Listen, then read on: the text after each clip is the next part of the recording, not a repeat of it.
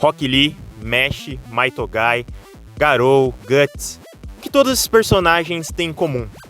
Bom, todos eles à sua maneira fazem parte de um mesmo arquétipo de personagem, que está muito presente em muitos mangás. Considerando que muitos mangás, principalmente os que são mais focados em lutas, em batalhas, tem um elemento mais fantástico e fictício, onde a maioria dos personagens daquele mundo tem algum tipo de poder, sejam dos poderes mais simples até os mais complexos, fica sempre aquela questão: e se alguém nasce sem poderes nesse mundo? Muitas obras retratam isso através do fracasso, mostrando que esse personagem que não tem poder nenhum, ele nunca vai ter algum status relevante naquele mundo. E existem outras histórias que fazem o completo oposto. Considerando que alguém nasça sem poder em um mundo onde todos têm poder, a única maneira dessa pessoa contornar essa situação, seria através do treinamento e aprimoramento dos seus sentidos básicos e até do seu físico. O Rock Lee só conseguiu golpear o Gaara elevando as suas capacidades corporais até o limite, elevando sua força e velocidade e coordenação motora até o seu máximo. O Garou só conseguia bater de frente com heróis como Death Gatling e o Genos, dada a sua força absurda e a sua habilidade em artes marciais. Assim como o Guts só consegue lutar e matar entidades lendárias, poderosíssimas graças à sua força física extrema e à sua resistência e durabilidade absurdas. Porém, existe um personagem em Jujutsu Kaisen extremamente famoso que, na minha opinião, eleva esse conceito de força física vencendo poderes superiores a um outro patamar. Esse personagem é a ovelha negra do clã Zenin, o renegado Fushiguro Toji. Ele é sem dúvidas um dos personagens mais profundos e relevantes do mangá, e é sobre isso que eu vou falar hoje, sobre o quanto Fushiguro Toji é o personagem mais relevante de Jujutsu Kaisen.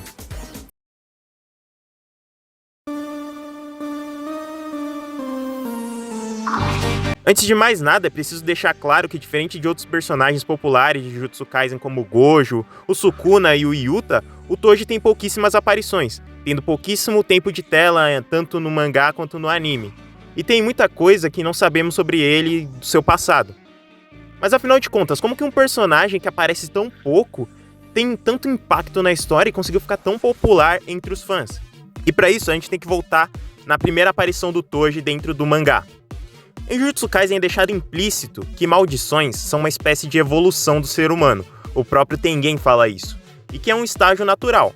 E para se manter mais humano, o mestre Tengen necessita de um ritual específico, no qual ele absorve aqueles que são conhecidos como receptáculos de plasma perfeito, pessoas que já nascem com seu destino traçado na sociedade Jujutsu, que é de ser absorvido pelo Tengen a fim de impedir que o mesmo evolua para uma maldição. Considerando que o Tengen já é um feiticeiro, ou uma feiticeira no caso, já muito velha. O único porém é que existem alguns grupos que são contra essa prática da sociedade Jujutsu, e temendo que a mais nova receptáculo de plasma estelar fosse morta antes da assimilação, a escola Jujutsu envia Satoru Gojo e Suguru Geto para escoltar a garota.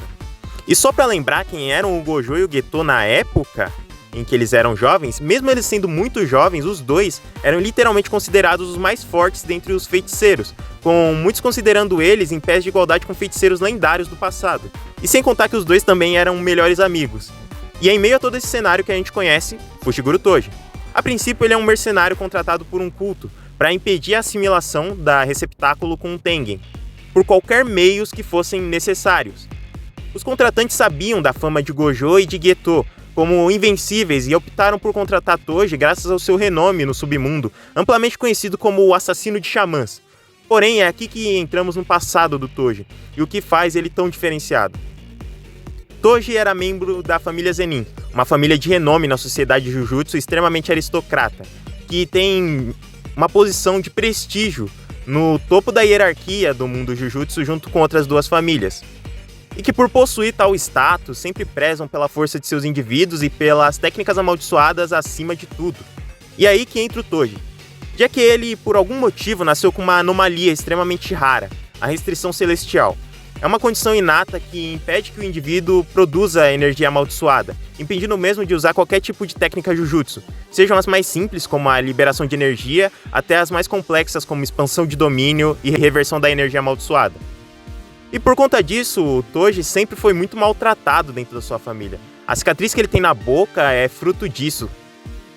Porém, existe uma parte relativamente boa da restrição celestial, pois quase que como em uma troca equivalente, Como o indivíduo não tem poderes sobrenaturais, ele ganha em contraparte um corpo muito acima da média, seja de humanos comuns ou até mesmo de feiticeiros, em todos os quesitos.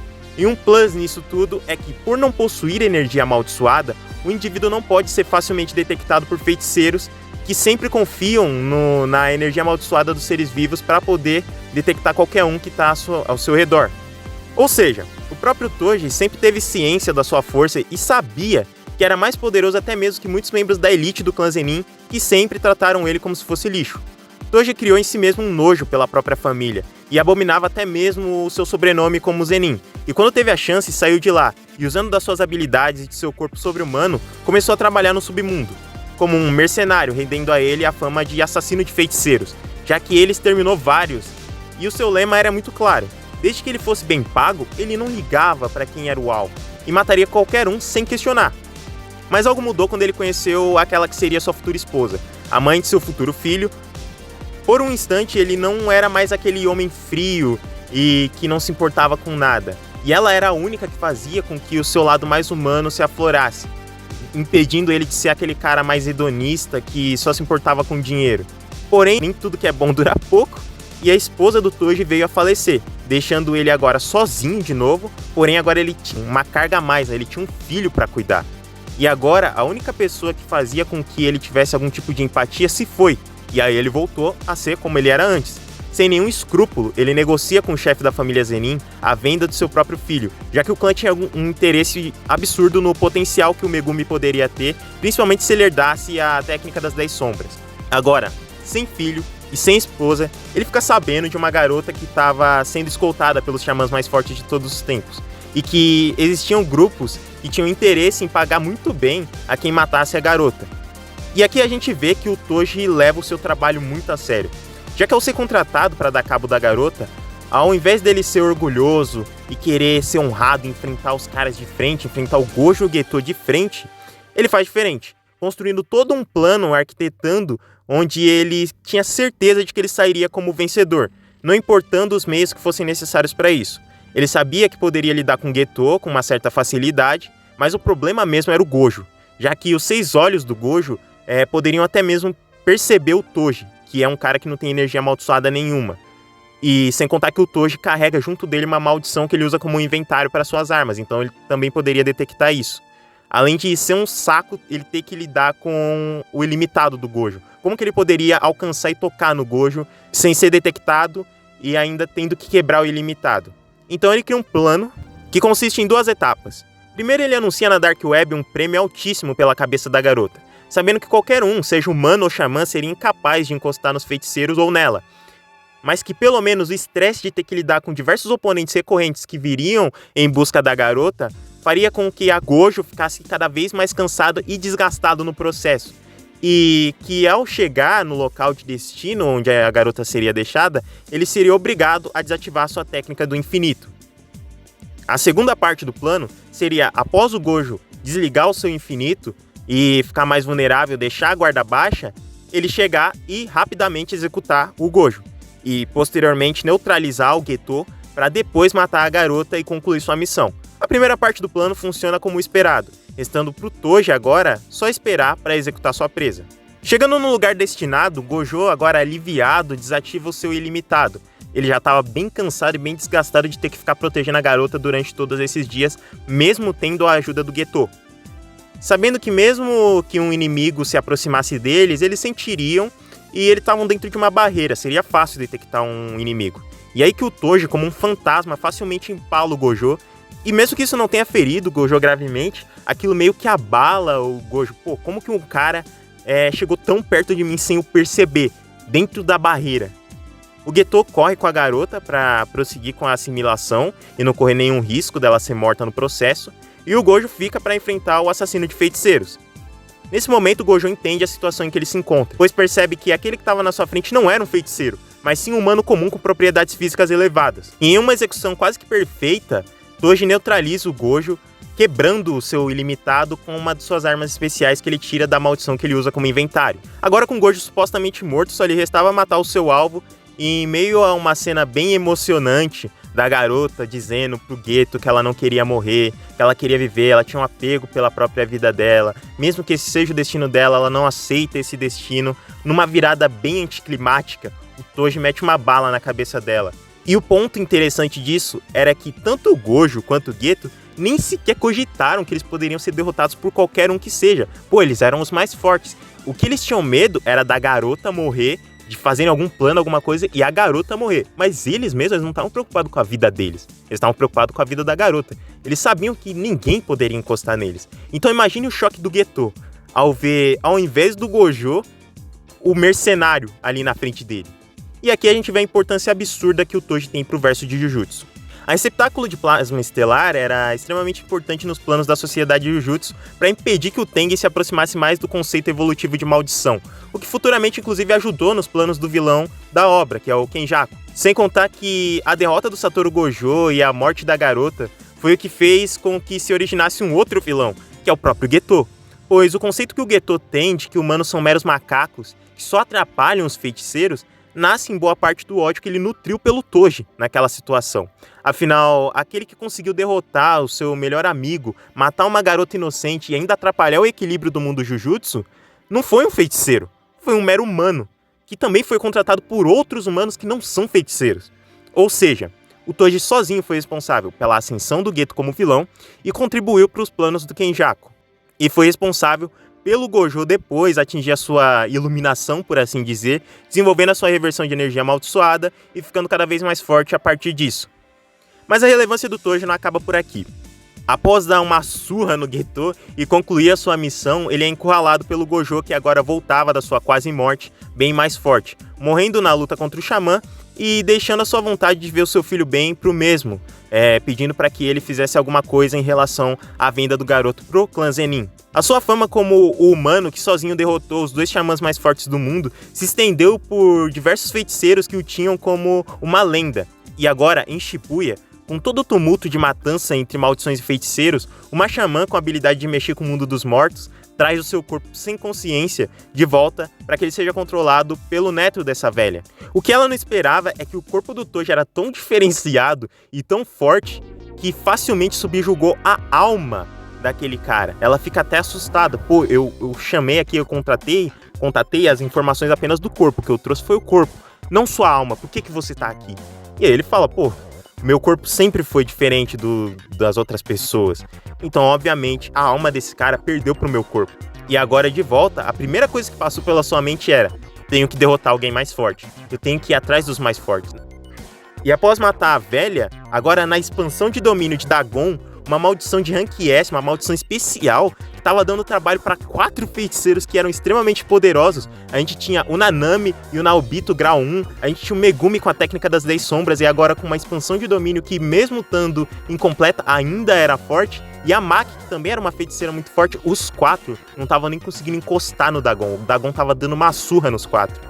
E aí é que ele surge, novamente entrando no domínio da maldição, fazendo aquela maldição que era extremamente forte, estava dando trabalho para os 4, fazer parecer uma maldição de grau muito baixo, derrotando ela e não tendo nenhuma luta, cara. Foi literalmente um massacre o que ele fez com o Dagon. Ele não deu nem chance pro Dagon encostar nele. Ou seja, se não fosse por ele ter intervido ali, se não fosse por ele ter entrado, mesmo que eles estavam querendo sair da expansão do Dagon, né, eles iam pular para sair da expansão do Dagon, eu não vejo um cenário sem o Toji onde aqueles 4 iam sair vivos. Porque tinha o Dagon, mesmo que eles fossem para fora da expansão, o Dagon ainda era muito forte, e a gente sabe que o jogo chegou logo em seguida. Ou seja, talvez eles até teriam que enfrentar o jogo e o Dagon de uma vez. Ou seja, ali morreria o Megumi, então posteriormente o Sukuna não poderia tomar conta do corpo do Megumi, já alteraria bastante a história, e a Maki também morreria, que também é uma personagem muito relevante pro futuro de Jujutsu e pro futuro da família do clã Zenin, se é que me entende. Ou seja, os dois iam morrer ali mesmo, se não fosse o Toji. Se não fosse o Toji chegar. E tem uma questão, né? Eu falei do jogo. Se o jogo não tivesse aparecido ali, provavelmente o Naobito poderia ter sobrevivido também, mudando a história. Ou seja, tem aquela questão que eu falo, que o Toji não aparece muito, mas toda vez que ele aparece, ele faz um estrago na obra. Ele faz um impacto gigantesco de coisas que vão durar pra bem lá na frente da obra. Pô, o cara alterou todo o equilíbrio do mundo Jujutsu simplesmente. E possivelmente, é que a gente não sabe como que vai prosseguir o mangá, mas se ele vier a aparecer futuramente, sei lá, se de novo conseguem trazer ele de volta, que eu acho bem difícil, acho que ele não vai mais aparecer, né? Mas se ele vier a aparecer, sei lá, vai ter um impacto gigantesco ainda na obra. Vale lembrar que o próprio Gojo, na luta contra o Sukuna, quando ele tá prestes a perder, né, que o Sukuna invoca o Agito, ele se lembra do Toji. Ele pensa, pô, será que eu vou perder? E aí ele se lembra da única vez que ele perdeu, que foi pra esse cara, pra esse monstro. Ou seja, um personagem rejeitado por todos, no seu próprio verso, tido como um inferior, que no mangá e no anime ele não tem quase nada de tempo de tela, se tornou um dos mais relevantes de todo o Jujutsu, e com a sua história, personalidade, relevância, fizeram dele um dos personagens mais populares de Jujutsu Kaisen. Pelo menos aqui no ocidente, eu acho que, sei lá, ele tá no top 3 de mais populares, com certeza. Acho que fica, sei lá, Gojo, Sukuna e ele, como os mais populares de Jujutsu Kaisen, pelo menos aqui no ocidente.